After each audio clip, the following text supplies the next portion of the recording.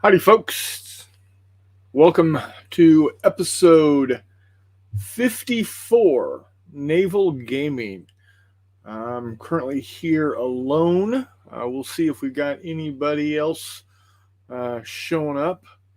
But we're going to definitely be talking why I like the Naval Gaming. So before we dive too deep in that, let's take a look what people have been saying so far. Tiger Shadow showed up around 8:09.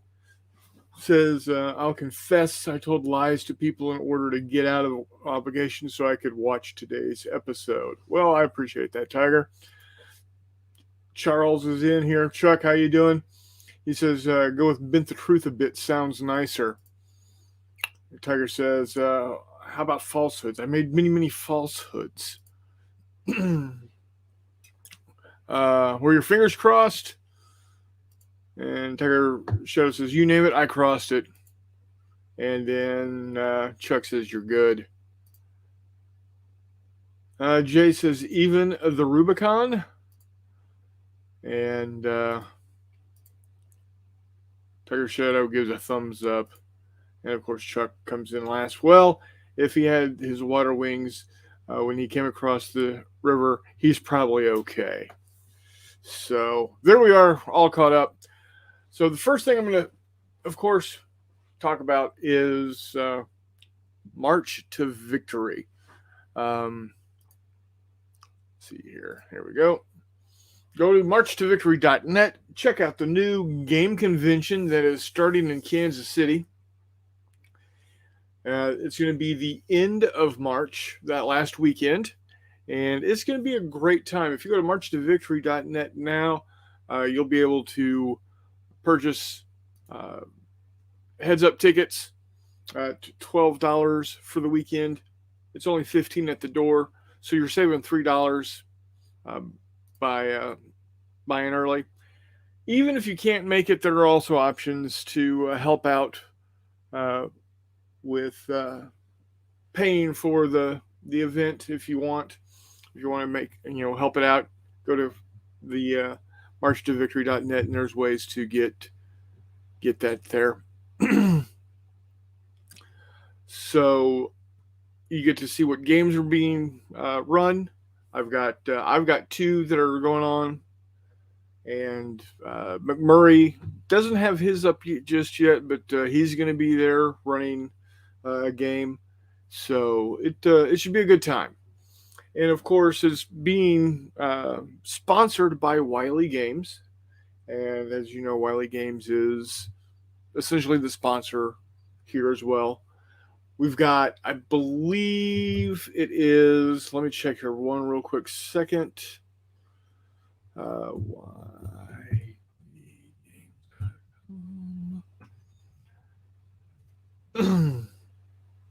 We've got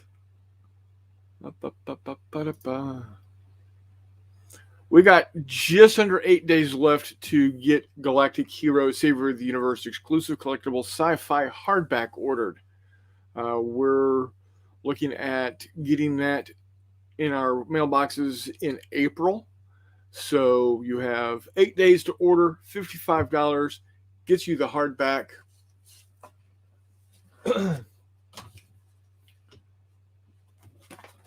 The hardback is going to be of the second edition of Galactic Heroes. It's going to include the vehicle manual, the Codex Galactica, and Starfighters, plus 6 free scenarios for Galactic from the Galactic Heroes Kickstarter.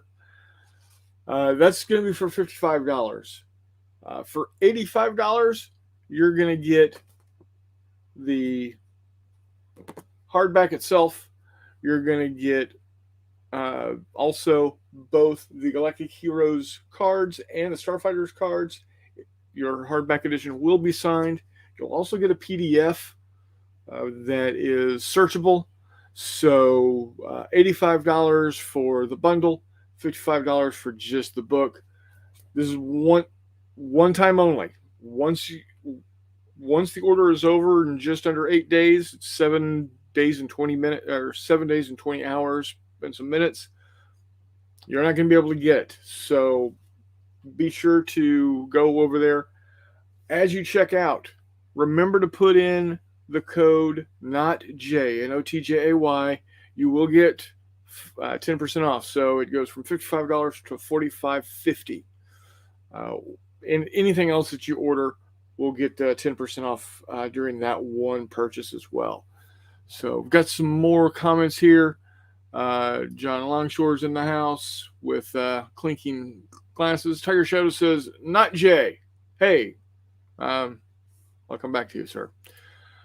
Star Wars, why does it take 32 stormtroopers to ensure they miss their target? Because they're driving them like cattle. And that's a discussion we can have later on. Late but not forgotten. Hello to all. Hello, Dave Hall. Thank you. Hi there, OIF. Also, Star Wars, is there a 10th movie? Almost caught up with 8. So, John, there's the 3 original trilogy, 77, 80, 81. That's 4, 5, and 6. Then 1999, 2000 rolls around. 1999, we got episodes 1, 2, and 3, and 99, 01, and 03. Then we get in 2014 or 15, we get 7. Then we get Rogue One. We get 8. We get Han Solo. Then we get 9. So total, there's 11 movies. The 9 in the 3 trilogies, plus the standalone Rogue One, which is kind of like Star Wars 4.5 or 3.5, and then Solo. There's also plenty of television to watch. There is Star Wars Rebels. There is Star Wars Clone Wars. There is Star Wars Bad Batch. Star Wars The Mandalorian. Star Wars The Book of Boba Fett. Plenty of Star Wars to watch. So, hello, Paul. Thank you for joining. LBW. Steve, thank you. Hey, stopping by. Good to hear you. Hey, are you getting crazy ass snow like we are here up there in North Dakota? Because we've got 8, 9, something like that inches here. It's crazy. Couldn't go to work. It was too dangerous. John Longshore says, thanks, you are very welcome. And then I'm going to go and block that user. Don't watch episode 7, 8, 9. It'll destroy you with wokeness. To each their own. I thought Rogue One was number 9. No, it's not part of the actual trilogy. It's Rogue One is the movie that you saw it's the movie describing the events that you saw in the scroll of the very first Star Wars. So there you have it. And then it's cold, but not a lot of snow. Yeah, California's in a bad way with that drought. So, but we're going to talk about wet stuff today. We're talking about naval combat, and I need to do one thing real quick. I'll be right back.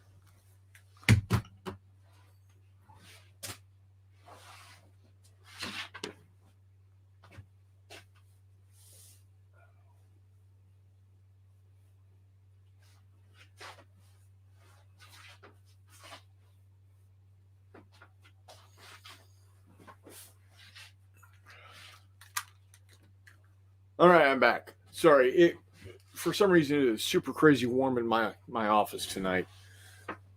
Anyway, John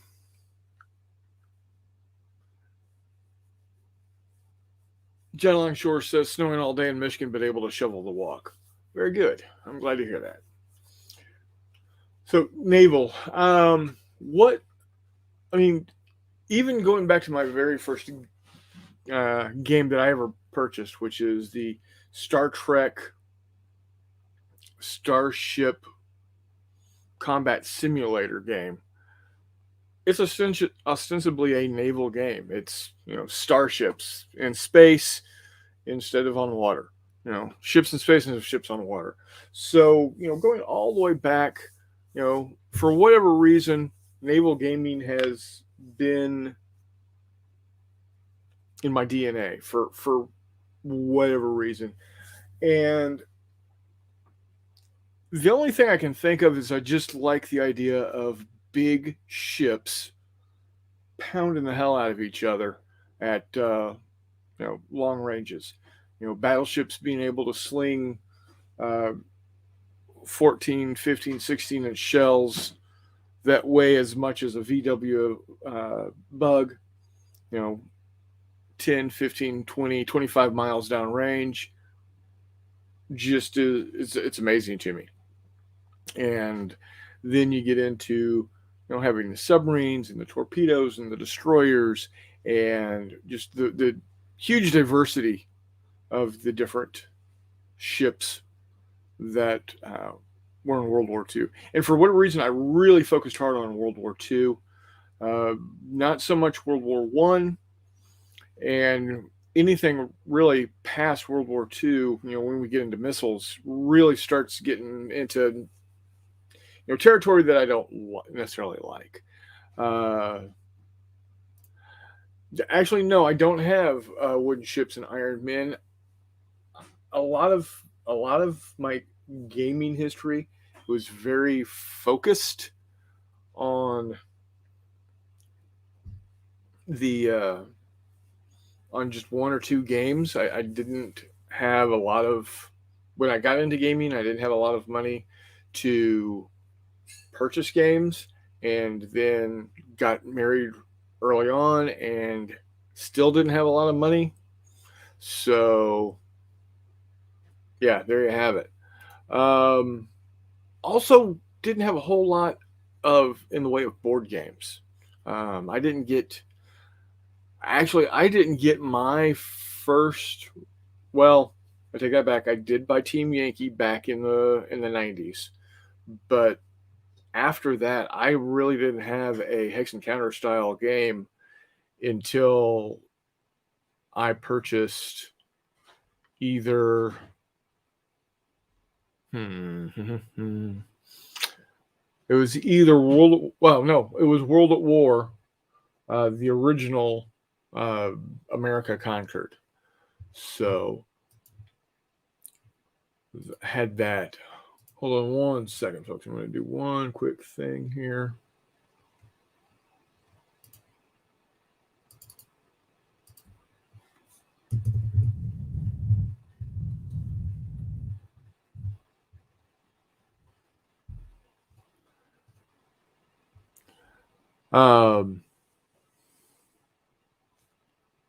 So yeah, it's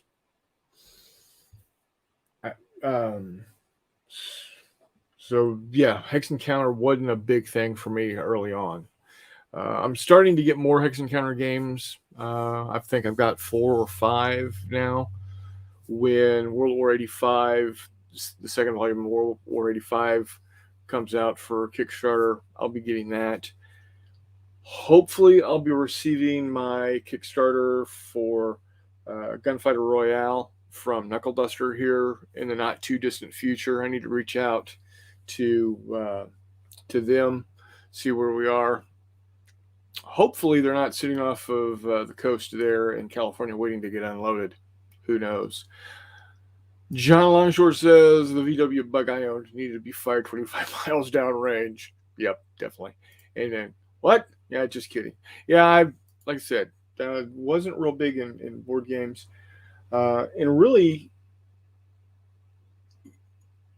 if the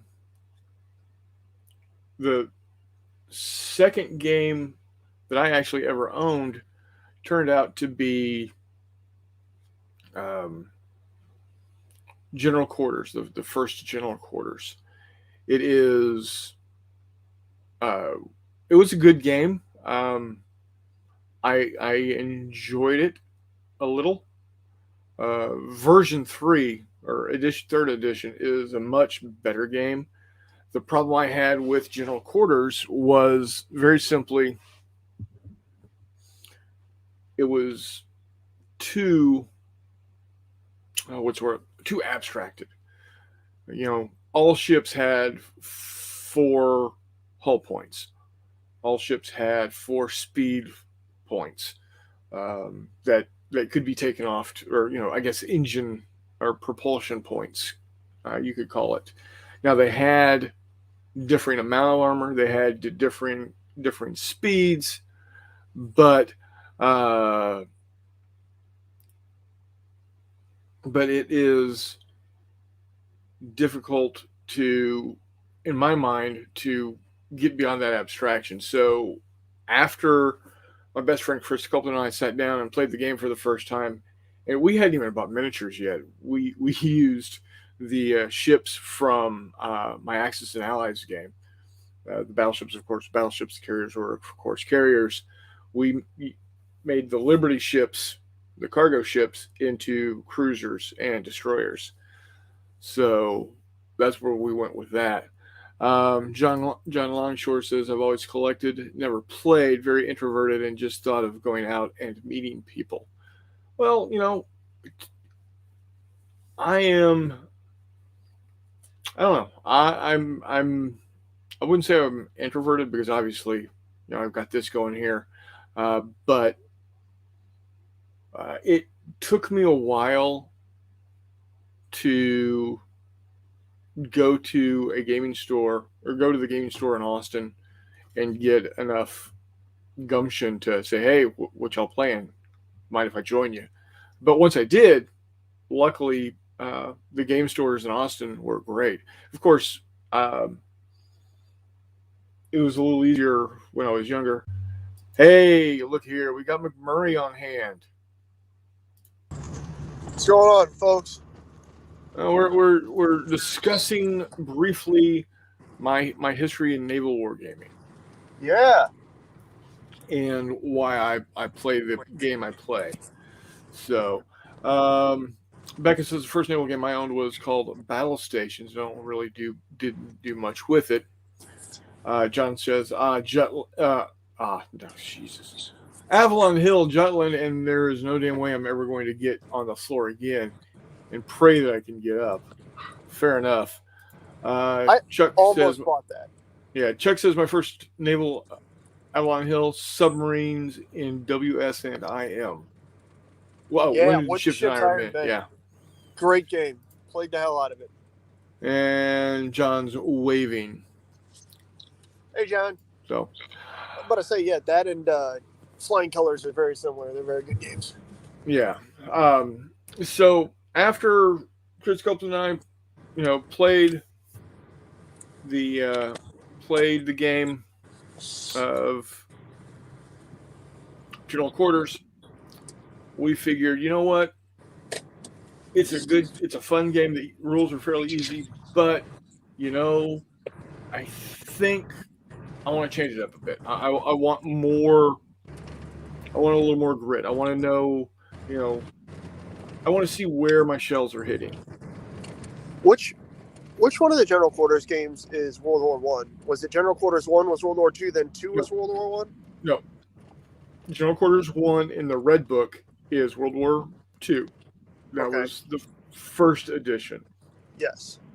General Quarters 2, exact same rules, but it had World War 1 ships in it. Okay. And it was a blue book. Okay, there you go. Now if you get General Quarters, it's fucking loosely. Excuse me. Sorry. And now you have General Quarters 3, which is you either buy it in a binder or you download it and print it yourself, and it covers both. There you go. I was about to say, I didn't realize that General Quarters 3 you could get as a PDF download. I think you can. I believe so I was hoping to do that with Post Captain, but all they'll do is send you a stack of papers, which they don't even 3-hole punch. No, you got to go get them drilled yourself. Yeah. You know what I should do? I should throw those into the next package I send Jeff because he bought a binding machine for all of his like hex and counter stuff that he prints off. Huh. Anyways, all the different things that I've got of that type of stuff. I've got, I've got a color laser printer. I've got a inkjet photo printer. I've got a laminating machine. I don't have a binder. Dog, I don't even have a printer. It's all good. Yeah. Well, I've got in my room, I've got two 2D printers, two 3D printers, and then Donna's got a printer in the living room that she uses. Holy Jesus, buddy.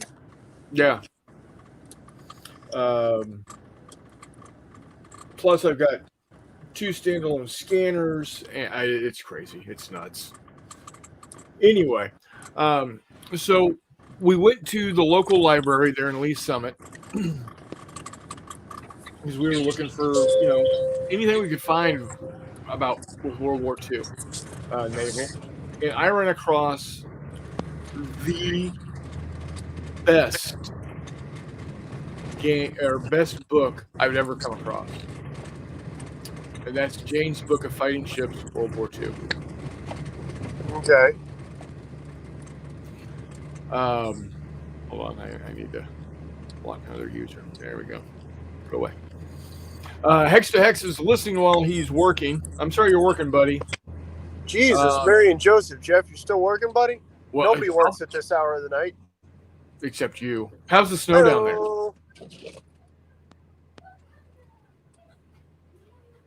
How's the snow down there, McMurray? Oh, it's slicker than shit. It was preceded by about 3/4 of an inch of rain that was entirely frozen in ice. So, after about an hour and a half of trying to thaw off my car before going to work, I still had to knock ice off of it in fairly substantial amounts. Yeah, I didn't go to work today. I drove. I was able to get out of my driveway. I was able to get onto the main road that runs through town. But when I got out of town, it started getting dodgy at best. Oh man, no, like I don't know what the hell MoDOT's doing. Every business parking lot around here has got some sort of plow or treatment on it, but the roads are completely screwed. So yeah, that's kind of about all you need to know on the. Okay, so obviously it isn't an issue that the snow is some sort of super snow. You guys just aren't doing anything. Okay. Hold on 1 second. Message received.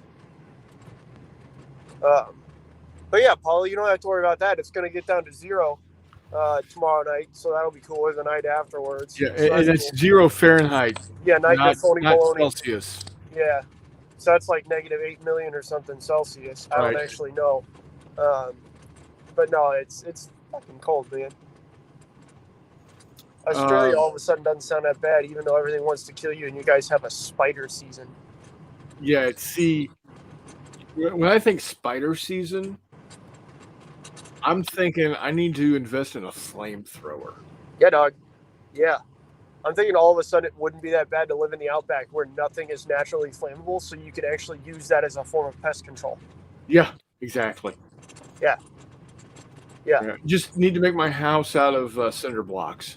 Yeah, well, that or like bug bomb your house, and then about 10 yards from your house, you do the fun thing, and you just install a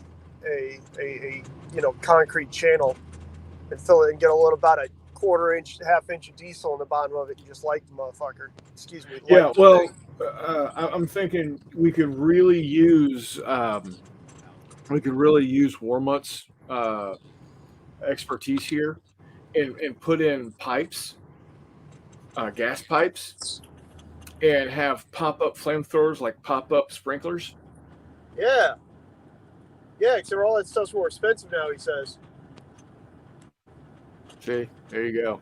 But yes, I would agree with you. Gotta learn to live with them. No, I don't. No. Actually, with spiders, as long as they're outside, they're cool. they're inside and they're not real big and they stay, like up in the corners, that's fine too. But one comes dangling down from the ceiling, all Toby Maguire like, sucker's dead.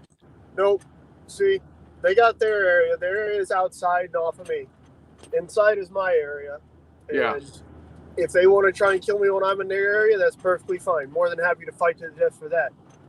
But when they're in my area, we will also fight to the death. And I don't intend to lose. So, Right. good luck, spiders. Chuck says it was 69 today. Going to be mid-30s tonight. Not bad for San Diego. And then Joy of Wargaming. Hi, John. How you doing, buddy? Hey, John, what's up, buddy? There must be some animals or birds that you used to kill the spiders. The thing is, there's literally millions of them coming out. It's of what? Spiders? Yeah. Yeah. So. You know what I'm excited to try? What's that? Speed paints. What's that? Speed paints. Oh, yeah. The army painter ones. Yep. Those should be entertaining. We got just saying spiders equals evil ex-wives. And John says my wife will catch them in a Kleenex and then take them outside. Yeah, if they're getting Kleenexed, they're going into the trash can because they're smushed. So there you go. All right, so let's get back on topic. Sorry about that, folks. So I found Jane's Book of Fighting Ships, World War II, and immediately said, let's. I couldn't check it out because it was a reference book, so it had to stay in the reference portion of the library. But they did have a photocopier there. Keep in mind, this is like 1991, 1992. So, you couldn't just snap a picture of it on your phone and call it good. Had to take as stated in Blazing Saddles, someone's going to have to go back and get a shit ton of dimes because it was a dime a copy. I damn near copied every page of the Japanese ships and every page of the American ships. It was Jane's for everybody, John. All the World's Fighting Ships is exactly that. All the World's Fighting Ships. It's pretty cool. I did later find a reprint of the 1945, I believe. And then also a reprint of the 1917 for World War One. So,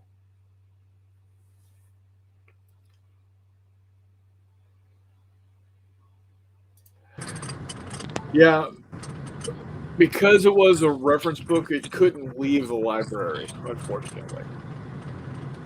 Yep. And yes, it does come out every year, but the reprint that I found was from, like I said, 45 and 18.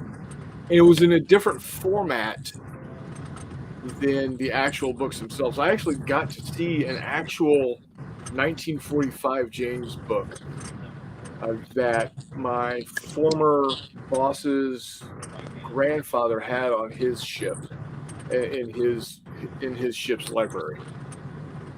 That's pretty awesome. Yeah, it is. Yeah, it is. And I snapped a couple of shots exactly what I couldn't do back in 1992. I snapped some shots on it with my phone. So, yeah, being the captain of a destroyer escort in the Pacific during World War II had its privileges. And when the war was over and he sailed home and got off the ship, he took that book with him. Good for him. Yeah. So what I did is when I photocopied them, we decided to create our own charts for playing the game with. And we played a couple of times with those charts and started to have some fun with it. And we said, okay, well, let's change this up a little bit. And we kept making these changes, and making a tweak here, making a tweak there. And the my then wife said, "You guys are changing so much. Why don't you just start from scratch and write your own rules?" We looked at each other and said, There you go. The one good thing your ex-wife ever did for you. "Well, that and get me through college." Well, Of yeah. course, now I have crippling student debt, but yeah. so we sat down, and the first thing we wanted to figure out is, okay, how much movement are each of these ships going to get? So we determined, okay, a turn will be roughly X number of minutes long. We're going to have a tabletop scale compression because we're using 1/2400 scale ships. We're going to scale compress it, so much. So based off all that. And Chris Copeland is a whiz with math. He is able to do all kinds of crazy formulas and whatnot. And he had this, if this was a regular piece of paper, of course, regular size piece of paper, he had a formula that went about 3/4 of the way across the page. And he came back and said, "All right, and he put this down in front of me and said, "Dude, we're not going to be able to, we're not going to be able to have that in the rules." He said, "No. This is, we're going to have all the hard work taken out of it." I said, "How? That thing's ridiculous. It's 9 inches of formula." He said, "Okay, breaking it down with how we've decided to have time and scale compression. You take the top speed of a ship, divide it by 2. That's how many inches of movement that ship has at top speed on the table." I said, "You were able to devise that simplicity." Yeah. Out of that monstrosity of a math problem. He said, "Yep, it just so happened we decided on the exact right scale compression with the exact right time frame to come up with take that number divided by 2. That's how many inches." So, for instance, the USS Texas top speed is 21 knots. Well, divide that by 2. That's 10.5 inches. It could move 10.5 inches on the tabletop during a single turn. USS Missouri, top speed 32 knots, 16 inches. And we were able, once we got that figured, we ran from there. So, same thing with, at that point in time, we were able to figure out gun ranges. We were able to figure out all kinds of stuff. And by that was in the spring of 92. By July of, I believe it was 92, or was it 93? Jay, if you're still here, if you remember if it was 92 or 93, for that first skirmish, is pop it in here. Anyway, it was either 4 months or 16 months later, we had a good enough set of rules to play it at a convention here in Kansas City. And people loved it. Primarily because it was easy. It gave them, it showed where the hits were. So when the ship getting fired on was receiving shells, you rolled a couple of dice to see on a grid where the shell fell. So if the third shell you fired was big enough to penetrate the armor of turret B, and you happen to roll and it hit on turret B, boom, that turret's gone. People loved that. And the other thing on top of it, it was quick. It didn't take a long time to get through it. You could easily run a squadron of destroyers or a couple of battleships easily and get a good game in 3 or 4 hours. So the other thing that people liked is that I built 18-inch tall stage risers and put the plastic light panels that go in fluorescent lights in the ceiling. Well, I got the crackle design. Yeah. Flipped it flipped it on the smooth side and ran blue paint. So when you flipped it over, it looks like waves. Yep. Absolutely.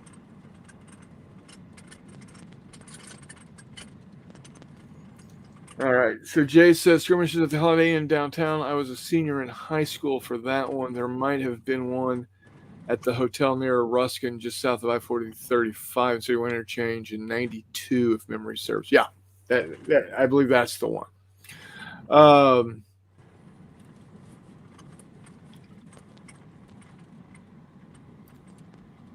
He's wondering whose idea the light panel trick was. It was yours, of course. I'll give that up to you. I'll give that up to you. So, we were able to slide the ships along. I had them mounted on at the time I got a shit ton of yardsticks and cut the yardsticks down to size to fit the ships. So, people weren't manhandling the miniatures themselves. They were manhandling the yardsticks and push them around. So, had that going for me, which is nice. So John says, just play carrier battles and you don't need speed. There wasn't that many ship to ship, was there? Maybe Guadalcanal. Oh, there was quite a bit of ship to ship combat. Quite a bit. The carriers get all the fame and glory, but yeah, you had everything around Savo Island and Guadalcanal, but then you also had the entirety of the Battle of Leyte Gulf, which was almost entirely surface. You could always play Samar and have Gambier Bay and shit shooting their single 5-inch gun at surface targets. Yep. Keep firing. We're drawing them in as they fire their 40s at battleships. Yeah, exactly. We almost have them at 40 millimeter range, boys. Crazy bastards. Wait a minute, that's not good. Wait a minute, that's not good. Captain Evans, that's not good. Yeah, right? Yeah. Yeah, well, when you're close enough to have the main guns of a cruiser level fire and you have no armor whatsoever on you, so the shells are going through your hull and exploding when they hit the water. Yep, that's why you don't shoot AP at destroyers, guys. There you go. It says, math is good if I'm counting money. If I'm figuring the hypotenuse of a wonky triangle, no use for it. I agree. I was doing great in math in school until someone decided to throw the alphabet in there. And then they started wanting me to find the X. I was like, algebra. She's not coming back. Forget about it. Stop looking for your X. I know, bad math joke.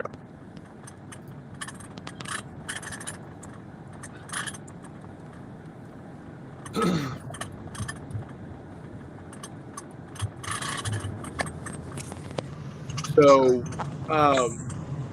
we got there. Jay helped me quite a bit with that first year, and I still have it somewhere. We got game of the year at the convention. Picked by, I don't know who picked it, but we got we got selected as best game of show. So that was pretty cool. And we kept running with it, and I took it to Tabletop Gaming Hobbies and played it there quite a bit. Testing stuff out, making some little tweaks and changes. And then I think there was 3 years of skirmishes. The second year that we decided to take it, the game coordinator or the convention coordinator contacted me and said, "Hey, I see we've got you scheduled for a table every session we're running the game. Is there any way you can have a second table running at the peak times, like Saturday afternoon, and Saturday night, and Friday night?" I said, "Yeah, I think I can get some of my friends to help me run the games, but sure, why not?" And then when we got there, they said, "Well, would you be able to run 2 tables every session?" Sure, why not? I, asked the guys that were there with me, "Hey, do y'all mind running games for me?" They said, "Yeah, not a problem." So it was a very, very well received game. Everybody kept on saying, "Well, when are you going to publish? When are you going to publish?" I was like, "I've got a lot of work still to do." Well, 30 years later, I still have a lot of work to do, to the point where I do want to get back to it, but I think I'm going to have to do quite a bit of reworking it, because after playing Fistful of Lead and after playing Full Thrust. Full Thrust is such a fun game. It is. So Full is Thrust Fistful is of Lead, a obviously, blast. but I really like Full Thrust too. But those games are very not charty. I mean, there's a bit of chart work with Full Thrust, and obviously almost no charts whatsoever with Fistful of Lead. I'm wanting to get a little more not chart. If there's any charting to be done, I want it to be on the ship sheet itself and not have to worry about it otherwise. Anyway, that being said, so I might be getting that back out. Who knows? Well, John, the thing with having Wiley Games publish it for me is that he hates ships. So it might take an act of Congress to get him to publish anything that's got ships other than starfighters in it. So we'll see. John, I used GHQ. I didn't purchase the GHQ models myself. They were all given to me either by a game store that was supporting my habit, or my ex-father-in-law. So yeah, GHQ models, 1/2400 scale. So anyway, so that is where my game Ocean Thunder came from. Let me see if I can pull up some. I can spell it right. Jeez Louise. And I know there's games out there called Naval Thunder, etc., and Ocean this and Ocean that. But let's see. Here we go.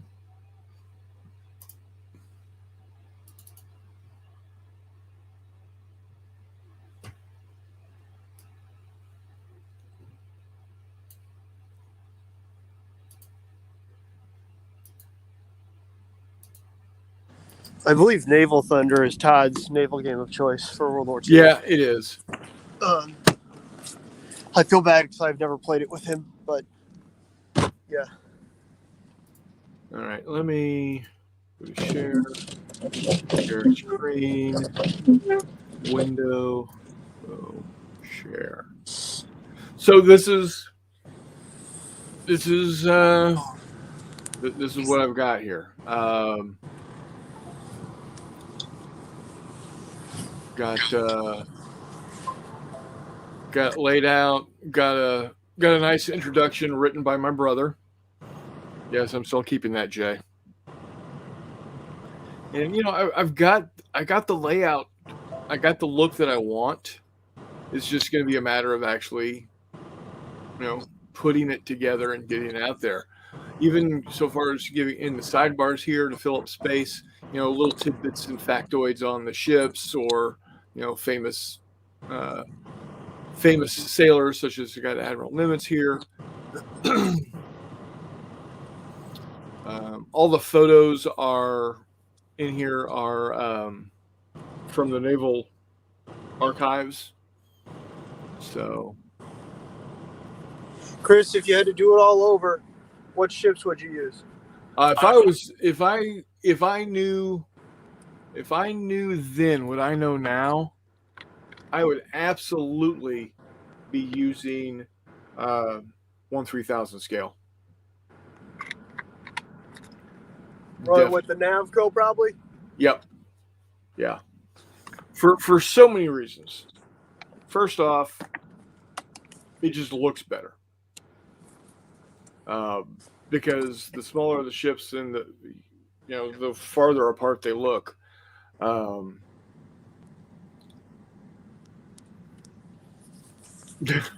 says looks ready to go. Put it out and work on Ocean Thunder 2nd Edition like everyone else. Yeah, just put out a rule set knowing you're going to have to release a 2nd edition within a year. A complete rewrite. Yeah, or 8 fucking SPQR. SPQR. I was about to say, just do the Warlord and put out whatever crap you got, knowing that you can just re-release it.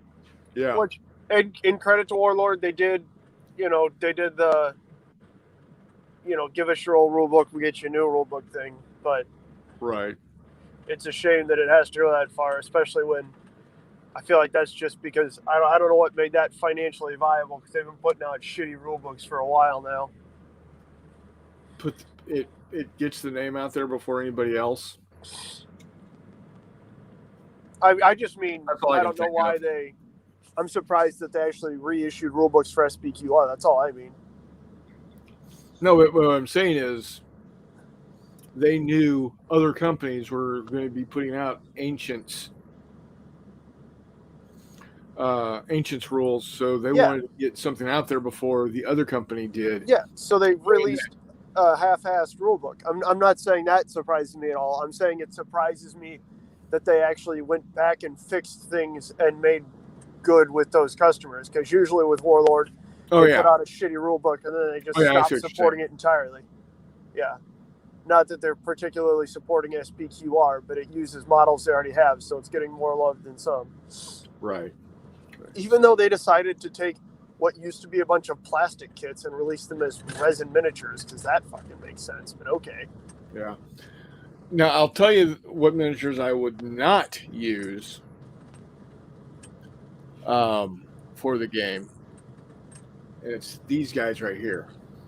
What are those? I can't see. It's the Warlord Victory at Sea? Victory at Sea ships. Yeah, no shit. Don't get me wrong. They're fun ships to paint, but good gravy, they're huge. I'm going to say they're huge. The bases suck. They're decent models, but then also the range is terrible. Like, there's one destroyer, one cruiser, one light cruiser, maybe a battleship or two, and then for whatever reason, a plethora of aircraft carriers. Yeah, that never existed.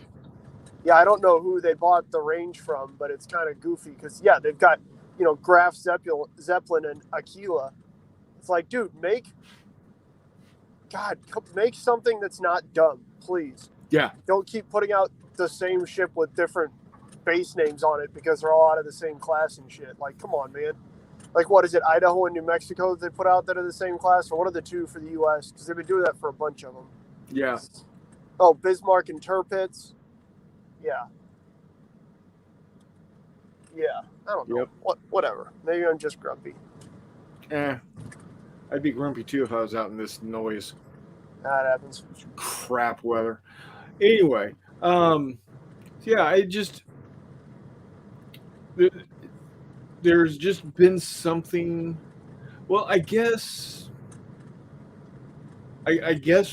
where my love for naval gaming derives is from Star Trek. Uh,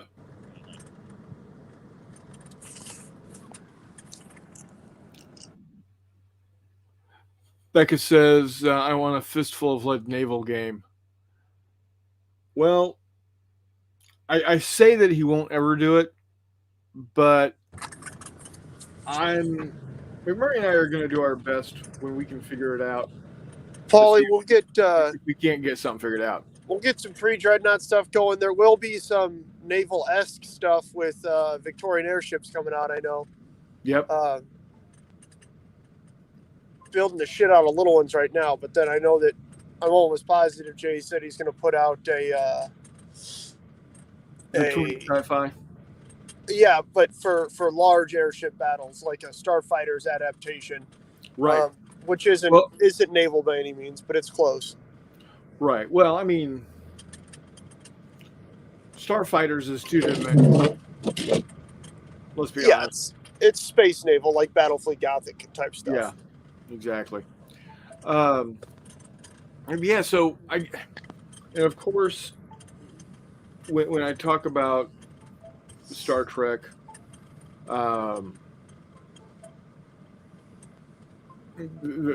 the what immediately comes to mind is, of course, Wrath of Khan, which is got the Battle of the Mushara Nebula, Reliant versus Enterprise. So that intrigued me. Then picking up the game about 4 or 5 years later, the Star Trek game, it just it seemed to me to very easily go from ships in space to ships on water. And again, I think the reason I gravitated to World War II more than anything is that it to me the had the ultimate in surface naval combat capability. It had the night fights. It had the big ships with the big guns. The problem I have with World War One is a lot of they still had some pre dreadnought ships that just rubbed me wrong at the time. Now I think they're really amazing. I mean, I look at a pre dreadnought battleship and see that it's got three calibers of naval artillery At the minimum, yeah. as the quote main guns. I mean, you had what it's like 12s, 12 tens and eights, or 12 tens and sixes, or some crazy shit like that. And then about 80 million 37s and 2-inch guns and 4-inch guns. And yeah, Yeah, so um, now I think it's amazing, and I think you know doing pre dreadnought, figuring out how to do pre dreadnought with Wiley rules is going to be pretty cool. I'll be right back, guys. All right. So, but yeah, it's where you know I can blame Star Trek. Chuck says Klingons rule, fed flunkies drool. Yeah, I always played the feds. Jay always ended up playing the uh, Orions and their blockade runners and blowing the ass out of my ships on a regular basis. John says it's always bugged me about space-based games like Enterprise Discovery, Voyager go out by themselves, but as silly as Kirk, etc., going by himself on a mission. Yeah, if you get yourself away from the movies and the TV shows, and look at, hold on, I'm sure y'all are hearing my dog barking. Let me close my door.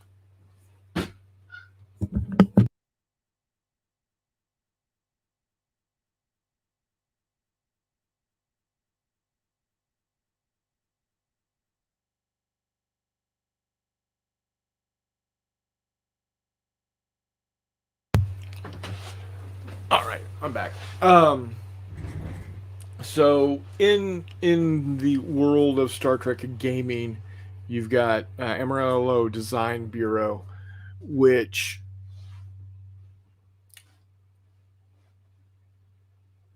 does a lot of. I'm not a fan of the game that they put out, Starfleet battles. My brother calls it Starfleet accounting.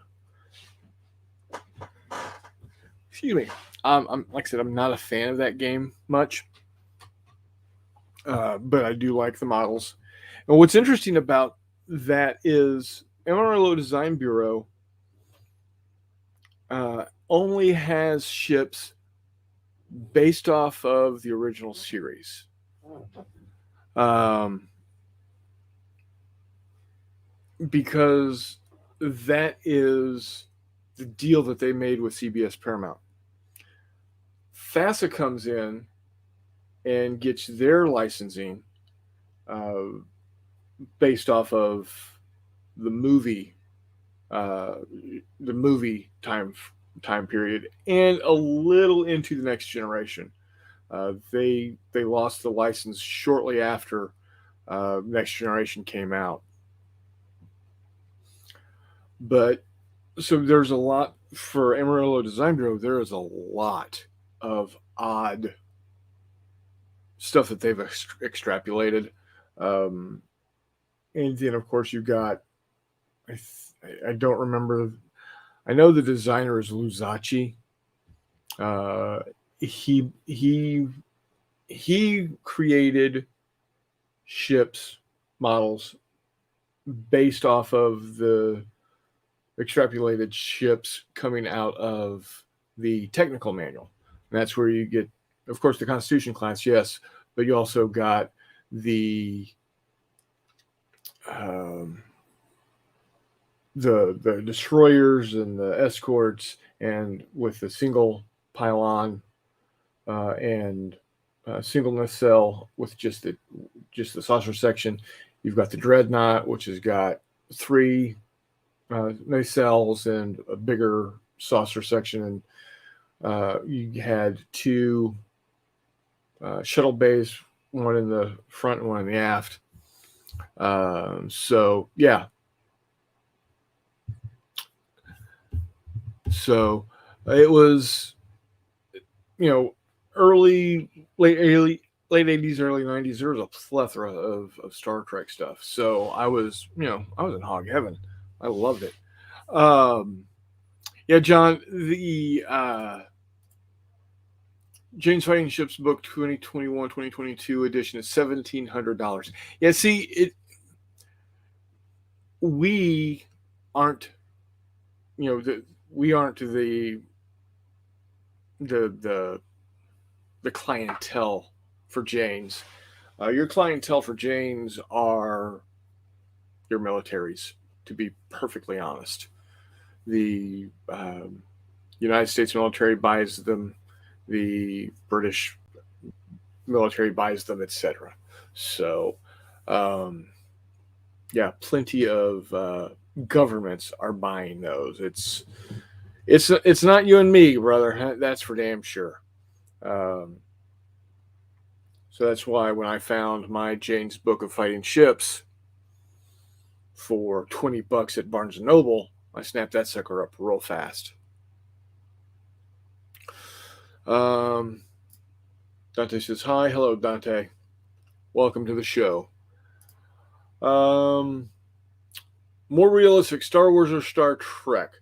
Well, see, that's the thing, and we're going to diverge a little from the original topic of naval combat to discuss Star Wars and Star Trek. They have to be looked at in two completely different realms, so to speak. Star Wars is a space opera fantasy. It is literally sword and sorcery. It's um, it's space wizards with light up swords, and it's you got the princess in the high tower and all of that. Star Trek is closer to a hard sci-fi um, genre, because it is a little bit more believable. It's a little bit more sciency than Star Wars is. People say, "Oh, it's Star Wars is science fiction," but really, it's not, because it's got all of the fantasy tropes in there. Um, so you've got that, and then of course Star Trek is there is a lot of science based. I mean, well, let's be honest, Gene Roddenberry came up with a lot of the stuff that back in the 60s, that in the mid to the late 90s, was an everyday situation. You had those red, blue, and yellow data cards that they kept putting into their consoles, 3.5-inch floppy disks. Um, the yeoman carrying around the electronic clipboard. That's an iPad. Flip phones. I mean, literally, literally the Motorola Razor. I was able to flip it open like that, just like you saw in the original series. So it's more sciencey based. Now, the reason some of the things in Star Trek came about was uh, money driven, was budget driven.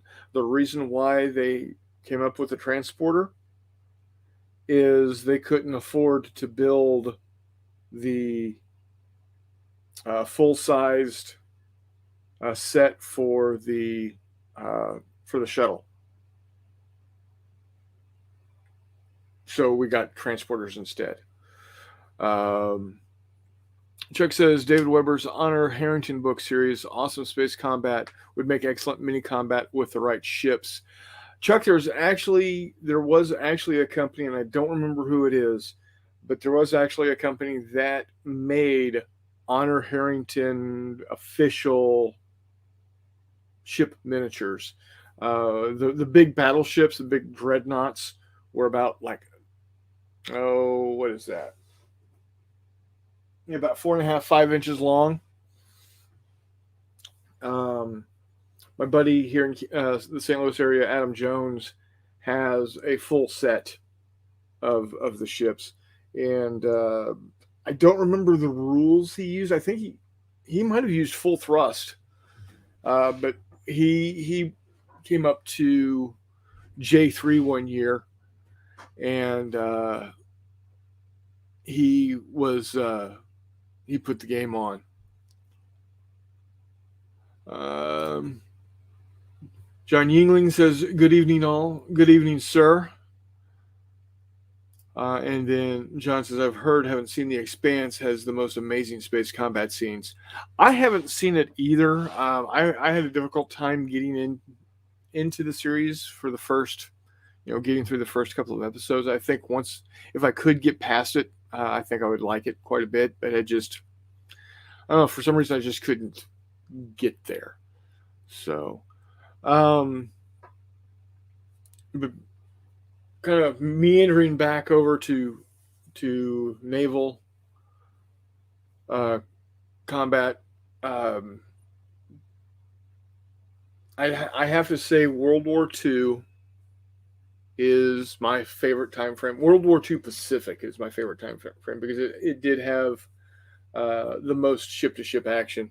There was quite a bit of action in the Atlantic, but that was more uh, of convoy escorts hunting down German U boats. Which, by the way, I highly, highly, highly recommend the Hunters. It is a great, um, it's a great solo game where you are the commandant of a German U-boat, and excuse me, and you go out on sorties and roll to see what type of encounters you have, whether you get attacked while you're on the surface, you get attacked by aircraft, or you run across a ship or a convoy or a capital ship, and deal with said stuff. So yeah, it's crazy. It's a lot of fun. I do, like I said, I've got two videos that I loaded for last Monday and last Friday, or Friday and this Monday. I'm sorry, this past Friday and this past Monday, and you get to see how the game is played. I enjoy it quite a bit. I really really like it. So hold on one second. McMurray is. Oh, okay. Hold on. There you are. There we are. Yeah, McMurray was clamoring to be let back in. Sorry, folks. For whatever reason, when I tried to go back and unmute myself, it didn't work. That's okay. You're back now. John says the cost of James is expensive for the current edition, which is why I game 80s Cold War and James's cheapest chips. I actually have a copy of a James book. It's of weapon systems.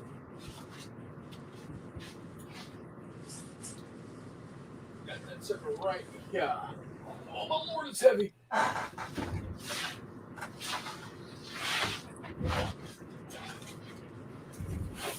Got this sucker right here. James book, James Weapon System 7475. 6th year of issue. I got this sucker for $1. Yeah, look how fancy you are. John says, for me, pre-dreadnoughts all the way, Spanish-American War, Russo-Japanese, Mediterranean, 1914, 1918. Yeah, that's some wild shit right there. Yeah. I'm a fan. So, That being said, the simplicity of gaming dreadnought actions is kind of nice because you don't have to worry about 80 different batteries. right. You've got a main battery and then a secondary, and most of the time the secondary is best described as like almost how AA is in World War II era stuff. Right. But yeah, so yeah. John Jake keeps telling me that you are a big naval buff. Definitely need to get you and McMurray on at the same time on the show here, and do a deeper dive into naval gaming also. Because I mean, there's so much to talk about naval gaming. I've just been rambling tonight because why not? there is, and we haven't even gotten into stuff with ropes and sails. Exactly. And that's kind of naval gaming. We haven't gone back before 1900. Really, That's my jam. yeah. So I definitely need to get you on for that. Had a lot of fun talking. But then we can talk scales and manufacturers and rules and all kinds of goofy shit. Yeah. What is obviously sailing ships are your big go-to. You really enjoy the sailing ships. What is your favorite time frame for those? Because there is literally hundreds of years of sailing ships, and there's a huge difference between 1885 and 1685. I'm about to say, yeah, you can game all the way from pre-Armada, all the way through. Like Armada is what a lot of people define as like the birth of the broadside. That era / just before the Armada really coming into its own as English built race built galleons and stuff. In terms of that's when the broadside became a thing, all the way up to, the U.S. The same idea bore through the 1860s, because the first ironclads were essentially just wooden ships of the line with steam propulsion and iron hulls. Steam Right. propulsion was around a little bit before the iron hull was, but um, basically what you saw was you just saw a slightly smaller number of guns still mounted along a broadside, and they're just way bigger. But my golden age would probably be from about 1790 to 1815, maybe. 1815 is on the later end. So, like the age of the birth of the carronade, that Yeah. era is So probably my favorite. so the classic Napoleonics. To a certain extent, but not necessarily entirely Napoleonic fights. You know what I mean? Not necessarily just British versus French Right, versus right. But Spanish that fleet time actions. frame, But what that is frame, yeah. classically known as the Napoleonic time frame. Yeah. Yes. I do find some of the late. One of my favorite engagements to game is Flamborough Head, which is American Revolution, which is slightly before that. Because that's just, again, that's a cool, kind of oddball, wacky engagement. Certainly one of my favorites. I think that there's a lot to be said for Pearson being a far better captain than John Paul Jones, but um, The deuce you unfortunately, say. what The deuce you say. I do. Um, I think John Paul Jones was a pretty poor captain, if we're being completely honest with ourselves. But he got lucky and had an inordinately large garrison of infantry on his disproportionately large ship. So hang on.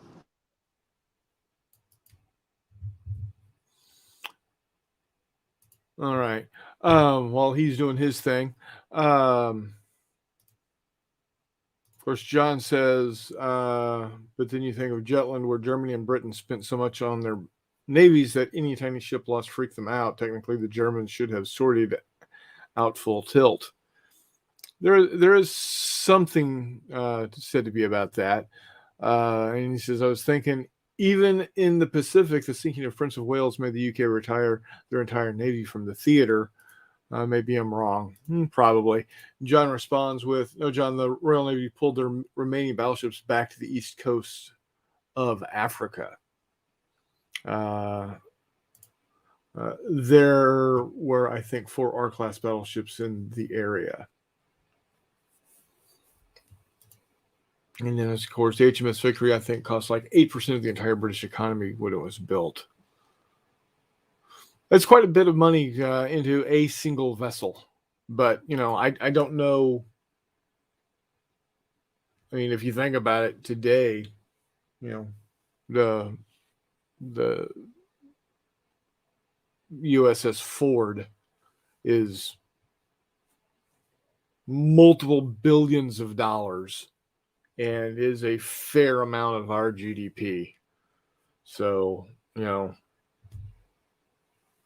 whether it's needed or not is up for a debate that I don't want to necessarily get into. But it is what it is. And yeah, military has always been a vast amount of a nation's economy. But yeah, 8% seems like a lot. But then again, I don't know. So I have always enjoyed naval gaming, space navy, water navy, miniatures gaming, now a bit of board gaming.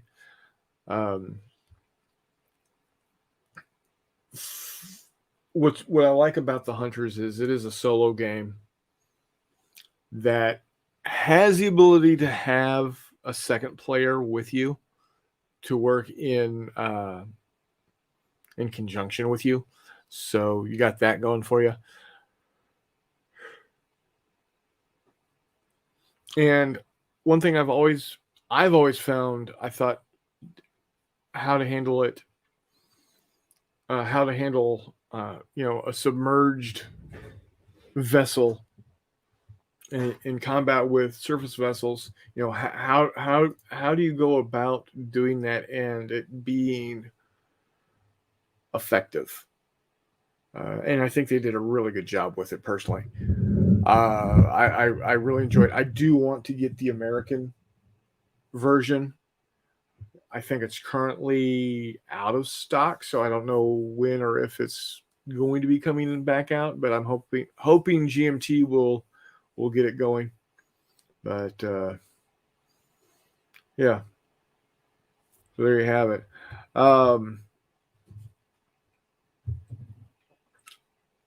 I think there is. I don't know if there's going to be any naval gaming at March to Victory this go around. There is a game, uh, Battle of There's at Mobile least Bay, Mobile Bay, yeah. but I it said the rules were based off of Axis and Allies, and I'm wondering if that's the Axis and Allies miniature game or the Axis and Allies, the Axis and Allies ship miniatures game that they came out with. I don't know. It'll be interesting to see though. John says, so many submarine games, I find them uninteresting. You know how the battles went, the results wouldn't have been much different.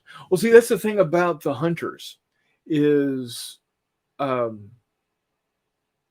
because of the randomness, because when you leave port, you go into a transit box, you roll to see if you have an encounter. And on a 2d6,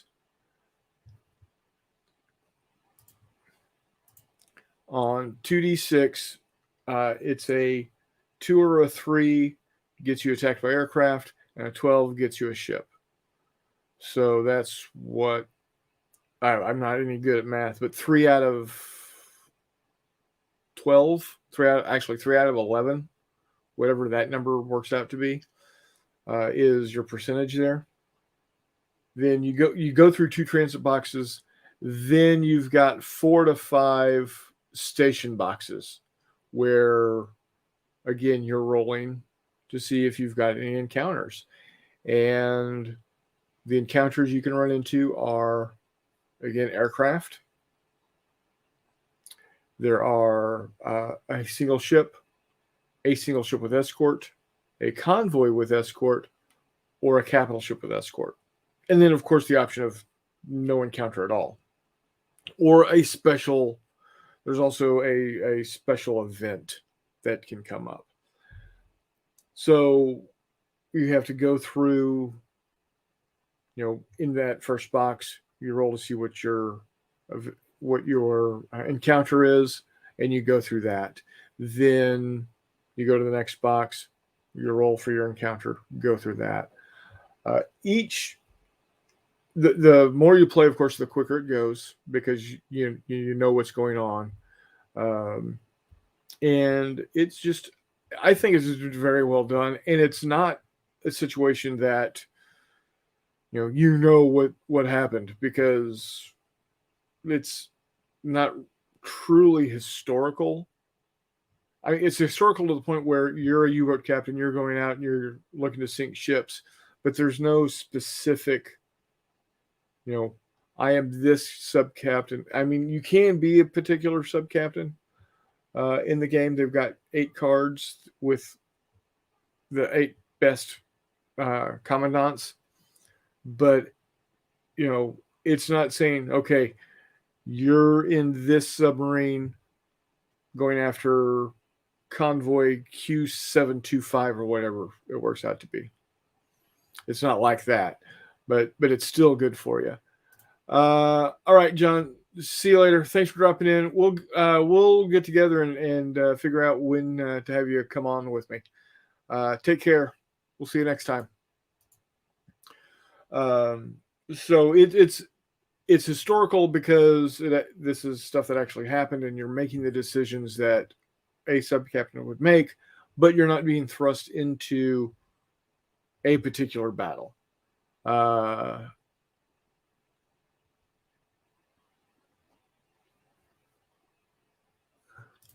He says, tactically interesting. Strategically, would the Nazis be able to starve England out? A really fantastic campaign might give them maybe a small margin before it all went south. I'm going to be honest. If Hitler did not build the Graf Spee or the Graf Zeppelin and put all that time, effort, and materials into U-boats early enough in like it still wouldn't have got 40, Dönitz to the 200 that he wanted in action in order to cut the convoys. But it would have been a lot closer. I'm about to say it probably could have gotten additional 20 boats in the water, but ultimately it still comes down to there weren't enough trained sailors and there wasn't enough supplies, and yeah, I don't know. It would have got him closer. Hey, that's fair. Yeah, absolutely. More subs always good. And a couple of different days that if the weather was slightly different, if the it's an interesting what if. The other really interesting what ifs that I find really interesting are the what ifs surrounding the Arctic convoys, where you've got literally the lifeblood of the Soviet Union flowing into Murmansk and Archangel. Yeah. And PQ-17 was enough to illustrate how badly one of those could go. Obviously, the Allies would have picked up on things and corrected very quickly, but still interesting to see what could 2 or 3 more of those do. Yeah. And then, of course, what ifs over in the Pacific, not necessarily sub-related, but, what if, what was it, Iowa and Missouri went chasing after what they thought were carriers were actually the Issei and the Hyuga, the battleship flat top crossovers. What if they hadn't left there? They hadn't left there, and they had stayed in position, and the big Japanese battleships came through. That's the type of what if I'd like to see.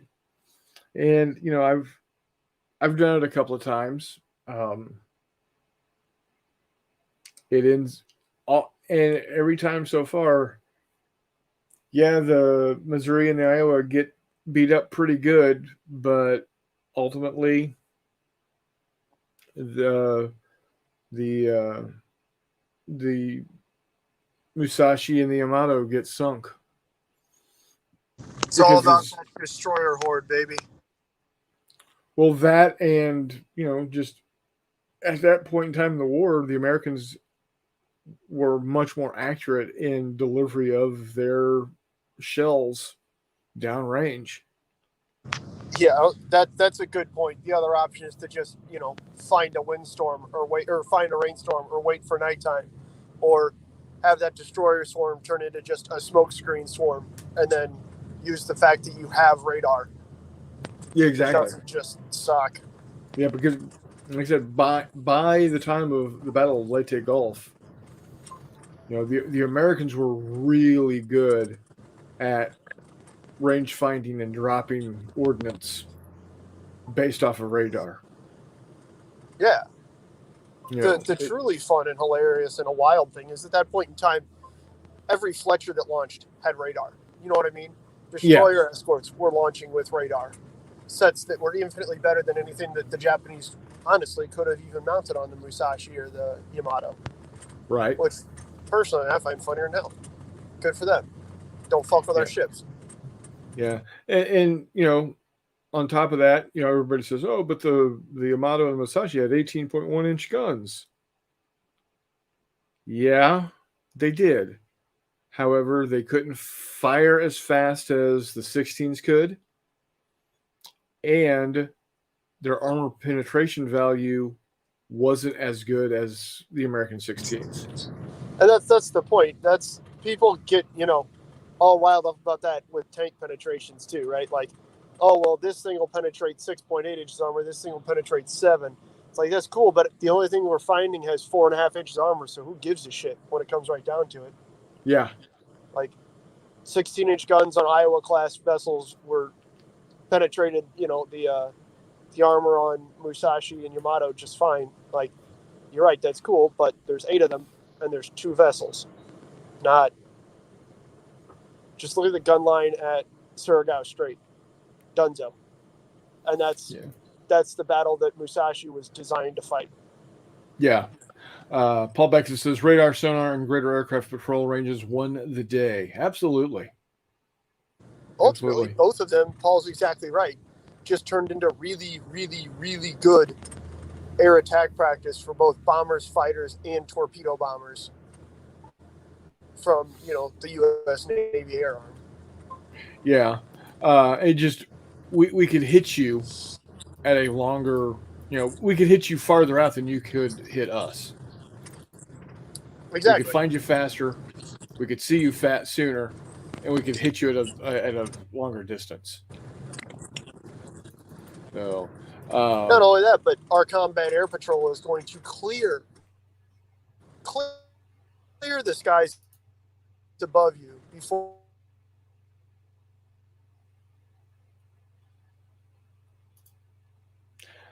John says, I think the Japanese were much better sailors, but Allied technology slapped it down rather quickly. Early on, yes. In 41, 42, even early 43, I would say the Japanese uh, were probably better Had an edge all on night around fighting sailors. because they drilled a whole lot more to that. What's that? What'd you say? I was about to say, I mean, there's an argument to be made. There's an argument to be made for early war night fighting because the Japanese, Oh yeah, had operated a lot, and trained a lot for night fighting. But then again, we get right back to, oh, here are the Americans with radar and everything, and with the actual capacity to produce ships during wartime in anything above a negligible rate. Well, and those things ultimately are what win a war. Yeah, and exactly. Ultimately, what wins the war is we could just produce more of everything than Japan ever could. Well, not only that, but I mean, that's yes, you're correct, but I feel like that really diminishes the fighting spirit and the fighting capabilities of the U.S. and we got to mention the British and the other allied navies in the Pacific at the time. It doesn't really give credit to their fighting abilities. It kind of makes it seem like, well, we could just keep sinking shit. But the issue is the U.S. was sinking Japanese ships, whether they were capital ships, actual Navy ships, or just merchant ships, to the point where the Japanese were using sailed junks to try and deliver bare minimum rice to islands. Like, yeah, okay, Navy, have fun. Like, good for you. And their principle of decisive battle that Kantai Kessen was such that it made it really easy in some cases for the U.S. to just absolutely shit stomp the Japanese Navy. And it was ineffective to the point where their naval doctrine just couldn't comprehend how to fight that war. Again, to the point where their greatest ships, the pride and joy of the Japanese Navy, what the Japanese Navy had, worked towards ever since they first started ignoring the Washington naval treaties the minute they signed it, the Yamato and the Musashi, both ultimately, their final missions weren't even to be battleships. They were to go and just beach themselves and be mobile or be immobile batteries it will be harder to sink because they were already sitting on the floor. Right. Like, that's not, I don't know. I agree with you, John. The Japanese sure started out the war with very distinct advantages in training, and the Japanese Navy early in the war was no slouch whatsoever. They were a technologically modern Navy, using modern ideas. But again, it's just, I don't know. Yeah, They and failed to adapt and prepare themselves for a war that lasted longer than anything. they were I was about expecting to say the 6 to 9 months invasion of China. tops. They were expecting to go 6 to 9 months Well, tops. like I said, I was about to say the invasion of China, but the Japanese were pushed back to basically only urban centers in China by 1945 too. So who knows, man? Yeah. Um, Oh. they're tied up in Malaya and everywhere else in Southeast Asia, trying to get against the British, because now the British and the Indians and everybody else down there are really pissed off. Yeah. So then we'll just leave these guys on these islands. They'll be starving, but whatever. Becca They'll says sell their issue of lives dearly supply. enough that the U.S. might not do it. Right. Paul says it's an issue of supply, and that's exactly right. It's supply for everything. Ships, ammunition, food, men. Yeah. Um, If the Japanese could have, substituted fanatical idiocracy for petroleum um, and steel reserves, they might have had something going for them. But unfortunately, petroleum and iron, to a certain extent, are more important than a complete willful neglect to even give a flying shit about, your people. right. So, oops. And that's ultimately that's why they, why they went after the United States, is because they were going for that oil in the East Indies. They were going after that steel in Manchuria. Poop. I gotta go, guys. I'll All talk right, to you soon. take care, everybody. So yeah, it's if Japan had been able to pull it off, to only have the war last 6 to 9 months, 12 months tops, they might have been able to pull it off. But by the time you get to mid 43, the United States was just cranking stuff out. I mean, when you literally have 100+ Fletcher class destroyers. Hold on one second. I'm going to check something here.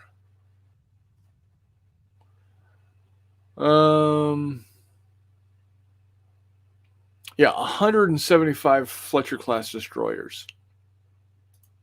Then we also have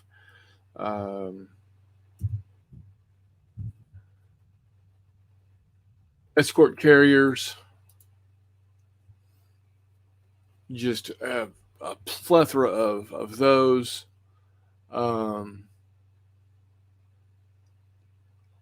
Let's see here.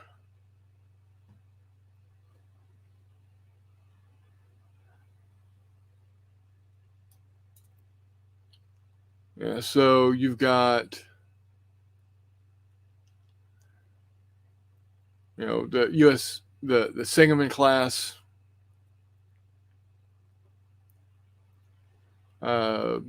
escort carriers. There was how many of those were there? There was only 4 of those, but yeah, it's the later ones. The Casablanca. Yeah, there was 50 Casablanca class escort carriers. That's ridiculous. Just Just so much going there. Paul says they should have invaded Hawaii straight after Pearl Harbor. That would have made the U.S. Navy's job a lot harder. Yeah, it would have. Yeah, it would have. Because that would have put us so far away of everything else. If we had to do everything from the West Coast instead of based out of Pearl, um, and then not having a place to refuel, we'd have to do unrep to get fuel into the ships. It would have been difficult. So, well, I think we're going to go ahead and wrap up for the night. I I just noticed I've got a unstable Wi-Fi connection icon. So if I haven't been real clear tonight, I apologize. I don't know what's going on with my internet. It's of course having 6 to 9 inches of snow um, probably doesn't help. Let's see. John says, I think they should have declared war on Germany and put everything into taking Vichy colonies. That would have been interesting. That would have been interesting. But, that is definitely a strategic what if. So, anywho. Well, guys, I want to thank everybody that dropped in tonight to watch the show. John and Paul and John Yingling and John from Joy of Wargaming and Dave Hall and Steve and just everybody. Thank you. Thank you for dropping in and spending the evening with me. It is greatly appreciated. I will, Paul. It's going to get cold. It is currently 18 degrees Fahrenheit. Let me do a quick calculation here for you. Tiger Shadow, you're still here. Yes, thank you for joining as well, and thank you for taking the time to quote unquote, I don't want to say lie, bend to the truth, as it were. So yeah, right now it's -8 centigrade. Oh yes. Thank you, John. Joanna, thank you for dropping in. She had made the comment of, I like your hobby. I am glad you enjoy the hobby that we have here. And yes, the KGB. Funny enough, at work, completely not related to anything on the show tonight whatsoever, other than John's comment. We found out the FBI called about 3 weeks ago to let us know that our computer servers had been hacked by the Iranians, and they couldn't go into detail as to exactly what happened or how it happened. To the point where the special agent from the Springfield, Illinois field office had to drive out to where our IT department, we outsource our IT because we're a small company. Anyway, he had to drive out because he could not communicate what happened over the phone. He had to say it in person due to national security. So yeah, fun. Tiger Shadow, -8, and it's going to get colder. They're talking for us.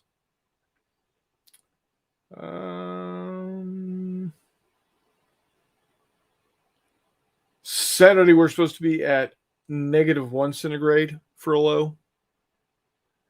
And our high tomorrow is -12. And I know that sounds crazy because 12 is higher than. No, I'm sorry. -12 is going to be our low. Yeah. -12 is our low. -7 is going to be our high tomorrow. Going to get crazy on Saturday. -17 is our low. -1 is our high. So yeah, fun. Anyway, yeah, they don't get no camel chow for the Iranians. Sorry, all out because you hacked us. Anyway, I hope y'all enjoyed this evening. Uh, I love talking naval stuff. I love talking naval history. It's a lot of fun. Um, let me know in the comments what you would like to see going forward with my videos. I know that Beckus, you'd like to see more of my ships, my ship painting videos. I may be jumping in on that here pretty quick. So, before I go, I have started painting my. Uh, I have started painting my cyberpunk miniatures. This is my second in command. I need to touch her up and then clear coat her, but I think I did a pretty good job.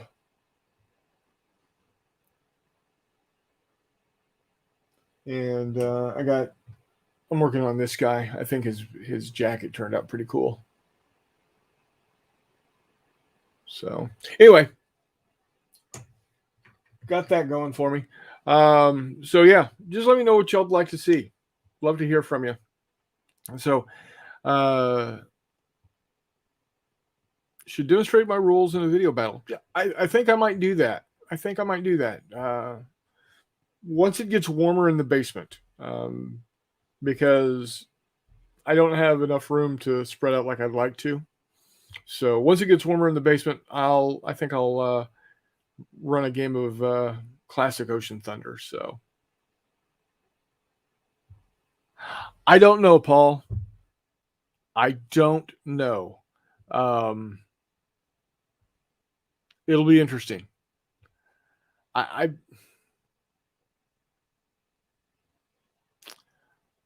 think for the case of making it so as not to go completely against what we saw in 7, 8, and 9, he's gonna take the armor. That being said, I'd love to see him take the lightsaber and open up a whole new can of worms as to what's going on with 7, 8, and 9. But we'll have to see, because if memory serves, we only have one more episode. So there you have it. So anyway, we're gonna go ahead and wrap it up for the night. We actually got 1 hour and 43 minutes out of this. So I had a lot of fun. Thanks again, everybody. Until next time, we'll see you on the flip side.